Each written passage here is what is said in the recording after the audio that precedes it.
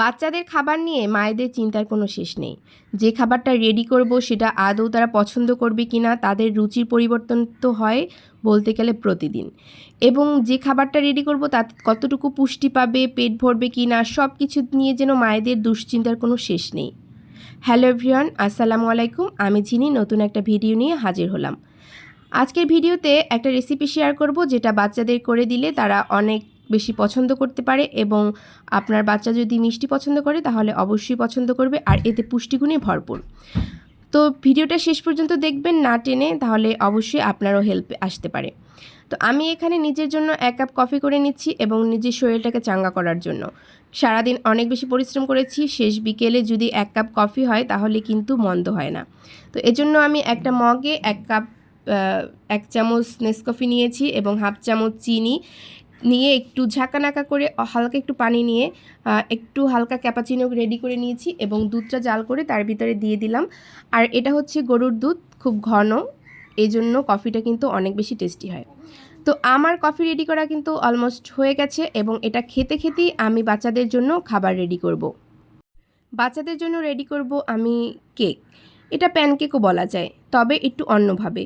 এখানে কিছু পুষ্টিকর জিনিস দেব, আর সেজন্য আমি এখানে নিয়েছি একটা কলা, যেটা আমার ফ্রোজেন করা ছিল। আমি কিন্তু কলা যখন দেখা গেছে ছড়া নিয়ে আসে তখন একসাথে পেকে যায়, আর আমি এগুলোকে ফ্রোজেন করে রেখে দিই বাচ্চাদের যেন এগুলো আমি অনেক দিন ধরে খাওয়াতে পারি। তো এটাকে আমি একটা ব্লেন্ডারের একটা জারে নিয়েছি, আর এখানে একটা ডিম দিয়েছি ওটসের গুঁড়ো, আর ওটসটা আস্ত ছিল সেটাকে আমি গুঁড়ো করে রেখে দিয়েছি বাচ্চাদেরকে এভাবে করে দেওয়ার জন্য। এর সাথে দিয়েছি 1 চামচ পরিমাণ, 1 চামচ না 1/2 চামচের মতো ময়দা, চিনি, এবং এখানে পরিমাণ মতো আমি দিয়ে নেব একটু লবণ, দিয়ে নেব ভ্যানিলা এসেন্স এবং একটু বেকিং পাউডার, আর হচ্ছে একটু পরিমাণ মতো দুধ, আর দিব বাটার। এবং এটা দেওয়ার পরে ব্লেন্ডারে এটা ব্লেন্ড করে চলে যাব প্যানের কাছে। তো এটা আমার একটা পিঠা বানানোর প্যান। তো এটা আমি আসলে পিঠা একদমই বানানো হয় না, তো এটাকে মাঝে মাঝে প্যানকেক রেডি করার ক্ষেত্রে ইউজ করে থাকি। সাইজটাও দেখতে সুন্দর হয়, আর সব কিছু মিলিয়ে ভালোই হয়। তো আমি প্রত্যেকটা মোল্ডের ভিতরে একটু করে বাটার দিয়ে নিলাম এবং এখন এই জার থেকেই আমি এখানে দিয়ে নিচ্ছি। আর দিয়ে নেওয়ার পরে এটাকে কিন্তু একদম কম আঁচে করতে হবে। তো একদম লো হিটে রেখে আমি এটাকে কিছুক্ষণের জন্য ঢেকে দেব। তো আমি ঢাকনাটা দিয়ে দিলাম। আর আপনারা কিন্তু এরকম করে বাচ্চাদেরকে দিতে পারেন। বাচ্চাদেরকে কিন্তু প্যানকেকই নানাভাবে এরকম করে দিলে তারা এক এক সময় এক এক রকম পছন্দ করবে।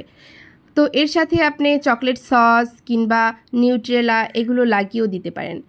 তো সব কিছু মিলিয়ে একটু চকলেট ফ্লেভার আসলে তারা কিন্তু এটা আরও বেশি পছন্দ করবে।